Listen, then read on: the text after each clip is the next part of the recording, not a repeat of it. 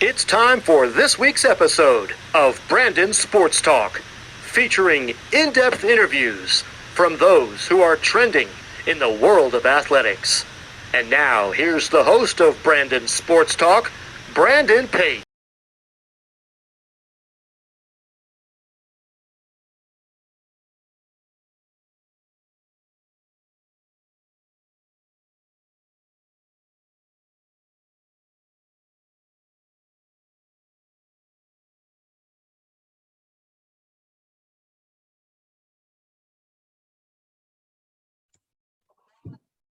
Welcome back to Brandon Sports Talk. In today's episode, I have the privilege to interview the Boston University's Associate Women's Ice Hockey Coach, Kerstin Mattews. How are you doing today?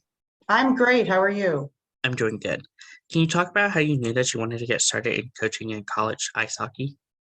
What's funny is when I graduated from Providence, my head coach at the time, Bob Durrani, told me I would be a great hockey coach, and I wanted no part of it. So I actually went into what I consider the real world and got a job in corporate America for a number of years and wound up finding myself working skills camps and doing things on the side until I finally realized that that was my true love and wound up back in college coaching. So I could say my story's a little unethical, untraditional. I didn't know I wanted to do it.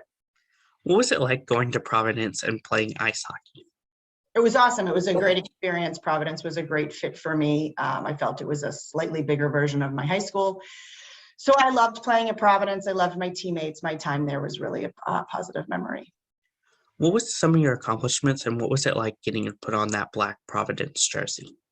Actually, I think the Providence jersey story could be one of the best. I had 3 senior captains my freshman year, and they took us aside in the stands and talked about what it was like to see that jersey when you walked into the locker room for the first time and what it felt like to put it on. So they did a really good job of making it special for us and making sure we really valued the jersey. So I would tell you it was an unreal experience, and there's a lot of pride, and I still like to follow Providence. I mean, we play against them, so obviously when it's BU and PC, I would rather win. But that being said, I have a lot of pride in what Providence does for their program, and I'm happy to see that they've put in so much time and effort into it. Of course, what was it like getting into college coaching and coaching at Boston University? Oh, it's a big slip up right there, my friend. We joke around, right? There's 2 of us on Comm Ave, and that's a big difference.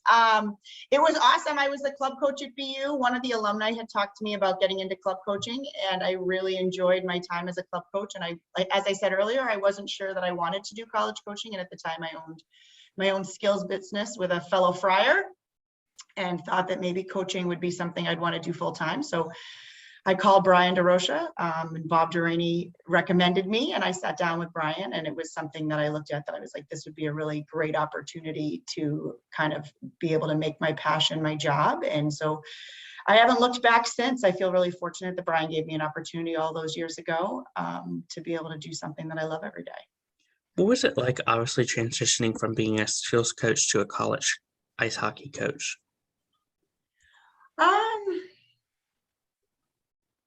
I don't know. I don't know that. I guess, yeah, you're right. I guess they are 2 different coaches. I think I've always tried to create strong relationships with the players that I've worked with. So I think there was just more to the job than I realized versus, at the time I was working as a medical sales rep, and then I would do skills in addition to what I was doing all day, where when I became a full-time coach, actually seeing all the day-to-day work that goes into building a program and running a program. So it was just a different transition, a different kind of work, but it was something that I really enjoyed.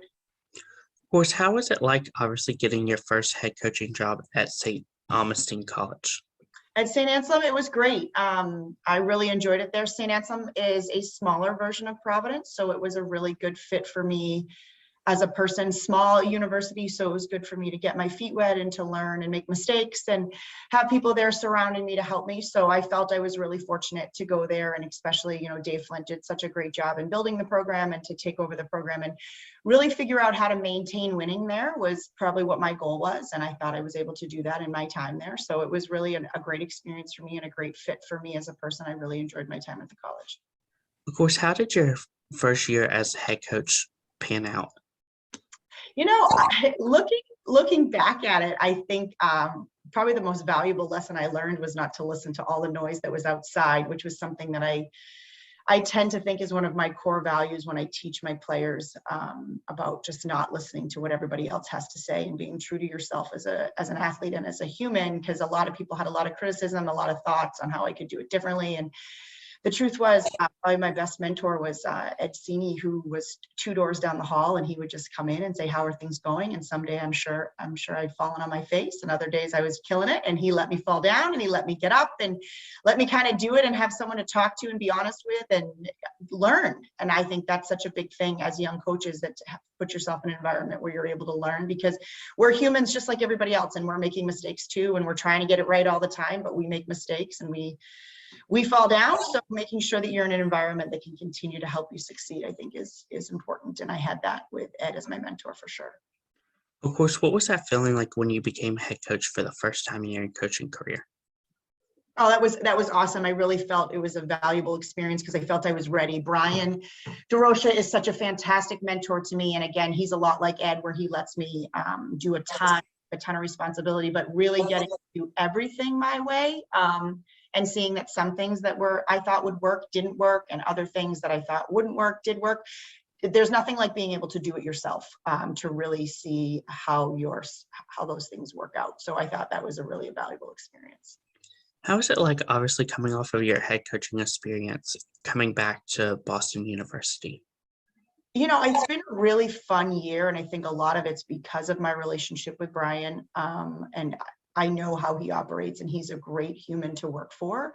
I think the other piece that's been really fun is that I know what it's like to be in his shoes. So where previously I might have not understood decisions, or I might have continued to push, I think I have a new understanding for, just because there's certain things we want to do, we can't always do them, and allowing and figuring out the best way to support him so that the program can be successful.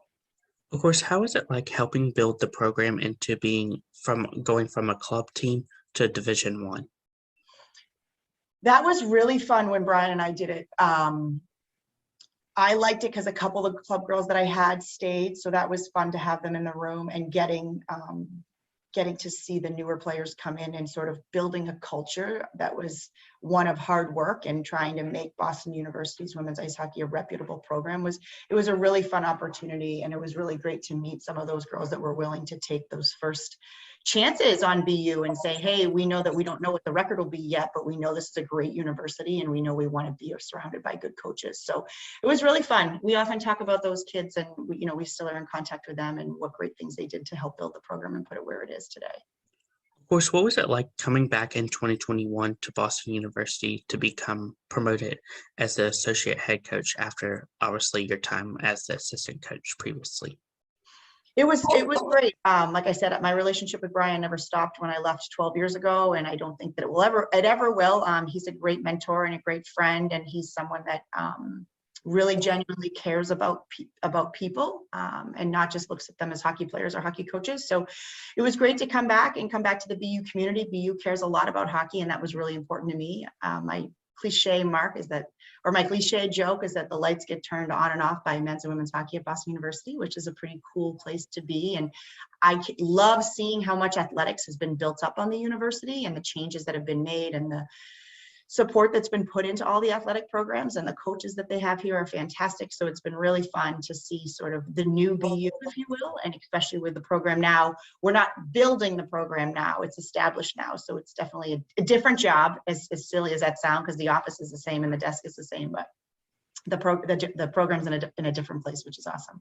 Of course, what are some of your accomplishments at Boston University so far?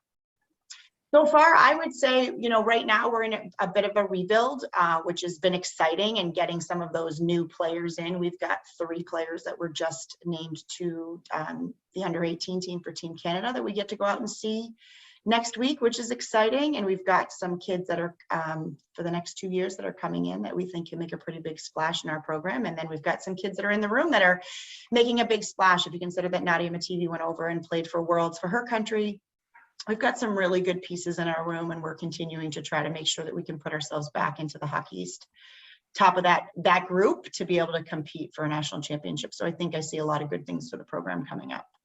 Can you talk about, of course, the culture that you've helped build upon?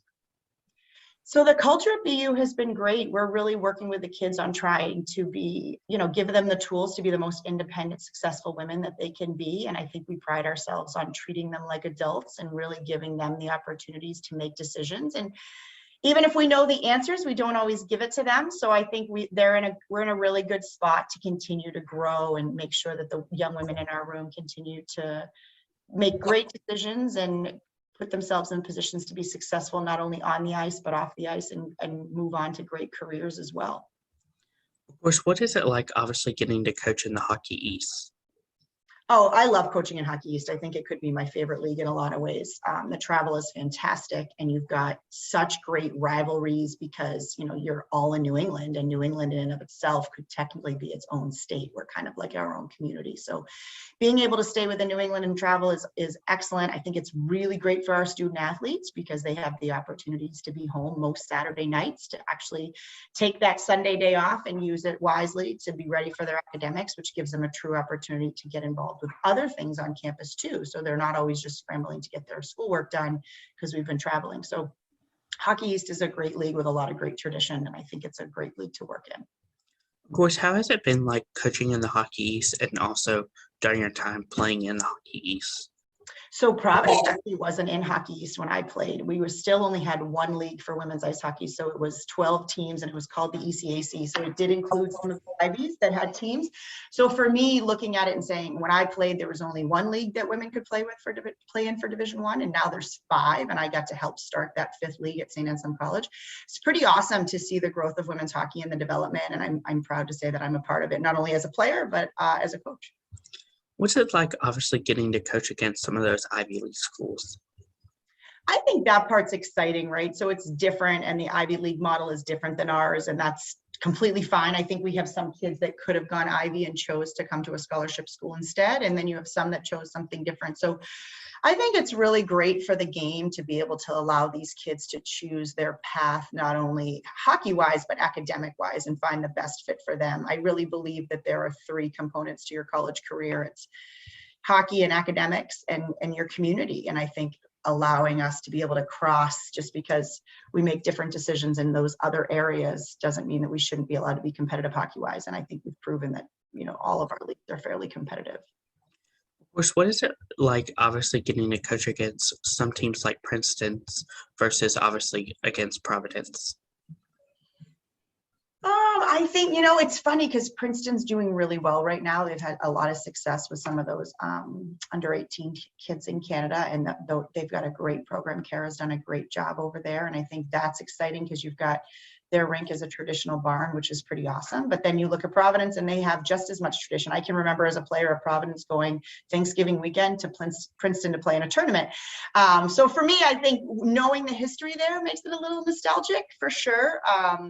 And I think, getting to see the difference in the campuses and the culture and the traditions at their schools just remind you that we all love hockey, but we all have different choices that we've made in life based off things that we think are important to us. And it's nice that hockey can bring us together. What are some of the game day traditions that you've helped implement for the Boston University? I don't know that I can say I've implemented any game day traditions specifically. I'm a big believer, and I think players implement the traditions and they get passed down from player to player. So I can't say that I feel as a coach I implemented very many in that first year. I can tell you that I enjoy, I think they're all similar. I know I watched your interview with Kaylee Fracken, and she talked about loving to be able to play soccer before the game. And I know there's a bunch of girls that play soccer at BU before the game. So I think some of those things, you see the spike ball sets too. I think some of these things go from, some of them are personal player to player, and some of them are traditions that are in the room of that specific university. And some kids take to them and other kids take to their own. But I think letting them pick what they want is important. It was interesting this year, Brian broke his ankle. So I was on the bench one day without him, and the girl said, "Oh, you have to do this and you have to do this." And because they're things that Brian does. And so I was willing to play along for a couple of games, right? But at the end of the day, I finally said, I don't need to do this. I'm not Brian. He's right here. He can do them. So I definitely think some of them are just superstitions that we have as coaches that we have to do.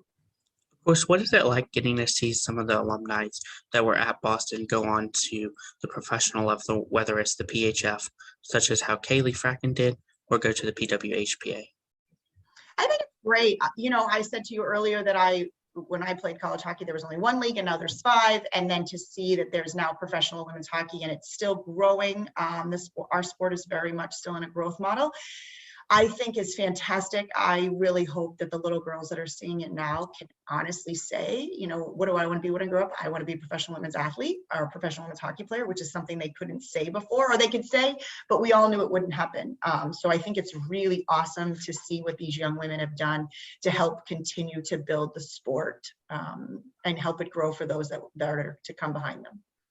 What does the recruitment process look like for those prospective student athletes looking to go play college ice hockey? Yeah, we're ramping up here. So June 15th is our first days we're allowed to call PSAs, which are prospective student athletes that are going into their junior year. So June 15th, we start making phone calls, and then August 1st, they're allowed to come on campus and we can go and visit them. But we get on the road this weekend to start watching kids play. And I think that's what I would say is that the busy part's about to happen, right? We've had our quiet period, which was the month of May. We hopefully got a chance to recharge our batteries, and now we're all hitting the road tomorrow or Friday. Of course, when you hit the road, what are some of the things that you look at in those prospective student athletes? Yeah, I think, we're all saying the same thing, right? Like we're all looking for kids that have great body language and great character and do the right things while they're out there. And of course, we're all looking for kids that can play the game, right? And then you start to talk to them and you find the kids that really want to be at, whether it's your campus or someone else's. I think that's where the recruitment process actually comes in. It's not so much just being a great athlete and being a great student. It's also being a good person, and then finding the school that really is the right fit for you, and the school is and you're the right fit for the school, right? Making sure that you ask the questions to find out what kind of environment you'd be most successful in are the things that I think is really what the recruitment process gets down to. What does the official visit look like for those prospective student athletes looking to come to Boston University? So I don't know that I am able to give a ton of details around that. What I can say is around official visits in general, it's a 48-hour window of opportunity that you can come on campus. An official visit, what makes it different than an unofficial visit is it is something that we can pay for the student athletes to come. But just like an unofficial, I would say all coaches are looking to give students a true picture of what it looks like to be a student athlete on your campus and what it looks like to go to your university. So to kind of go back to my original point, to allow students to see, would they be a good fit at that university? Would that environment be the right setting for them to be able to succeed? Of course, what is it like obviously seeing those freshmen blossom into seniors and get to put on that jersey? Oh, I think that's probably the best part. I always find it interesting when I've done interviews, people talk about win-loss records and all of the accomplishments that we put in, on Google, which are great. Don't get me wrong, right? We need those. That being said, I think most coaches will tell you that their favorite part of the job is the relationships that they build with the players. And like I have a call with a former player this afternoon, and I think that's the piece of it that is the most fun in terms of building those relationships and seeing those young women really become confident in who they are and finding out who they are and what they want next in life, which is pretty awesome. What advice would you give those high school athletes looking to become college ice hockey players? I would say, a lot of them are doing showcases, but I would say don't forget about your development. I think we spend a lot of time showcasing ourselves and not enough time developing. Pick your showcases wisely, do 1 or 2 and spend the rest of your summer developing, and God forbid, take your skates off and go to the beach and enjoy yourself a little bit, because you are of that age that you should be doing that. Even us coaches do that. And then I would also say, make sure you ask the questions and have those conversations with your family members first of what kind of environment would be best for you to be successful, and make sure that you really do a good job asking coaches what their culture looks like and what their environment looks like, so you can see if you're a fit for it. What advice would you give future college hockey players looking to play college hockey and then go on to the professional, whether it's the PHF or PWHPA? I would say those are things you should talk to your coaches about now. I think it's important to make sure that you are always having conversations with your players about what their next steps are. And if that's hey, I want to go to med school and I want to play professional hockey, or if I want to go right into the professional model, I think those are really good things to talk to your coaches about, because we all have different resources that we can put you in contact with to make sure that you're hitting those goals or what those people are looking for. What advice would you give those college hockey players looking to transition from playing to getting into college coaching? From playing into college coaching, I would say it would be good for you to use your network again, right? I don't think we do a good enough job of picking up the phone and using our network. I always go back to my first conversation with Brian DeRocha was orchestrated by Bob Durini. And it was 3 years after Bob told me to be a college hockey coach, but I had no problem picking up the phone and saying, hey, coach, you thought I would be good at this and I thought I knew more than you, but obviously I don't. Can you help me, right? So I think the more we can use our network and continue to rely on those around us to help us succeed in terms of just picking up the phone. At the end of the day, you have to go on the job interviews and you're the one that actually has to do the work, but it never hurts to call one of your coaches because I think we're pretty well connected and can help navigate some of that for you. What advice would you give future college coaches and even future head coaches looking to get started? Looking to get started in coaching? Mm-hmm. I would probably say the same thing. You know, I think working camps and putting yourself out there and putting yourself, not only calling your network, but trying to expand your network with other coaches, whether it be on the men's or the women's side. I think we're close enough and college hockey is small enough that I would think nothing if one of the men's coaches called me to recommend someone or vice versa. I just talked to one of the men's coaches the other day to recommend a former student. So I think it's important to remember that you don't have to specifically talk to that person, that there's other people that can help you as well.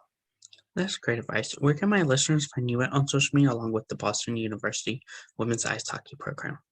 Okay, so I'm terrible at social media, so I'll do the best I can. So obviously all my information is on the BU website. However, we also have Terrier W Hockey on Instagram. And I believe my Instagram is just Kerstin Mead. Very generic. Thank you again, Coach Kerstin Mattews, for your interview and best luck in your future as the Associate Head Ice Hockey Coach for the Women's Ice Hockey Program at Boston University. Thank you very much for your time today. Thank you. You can find Brandon Sports Talk on Facebook at Brandon Sports Talk, Instagram at Brandon Sports Talk, Twitter at Talk_Brandon, and you can find me on YouTube at Brandon Sports Talk. Don't forget to like, comment, and subscribe. Thank you again, Coach Kerstin Mattews, for your interview. Best luck in your future. Thank you. You've been watching Brandon Sports Talk. Please feel free to like, share, and subscribe to Brandon Sports Talk on social media and on YouTube.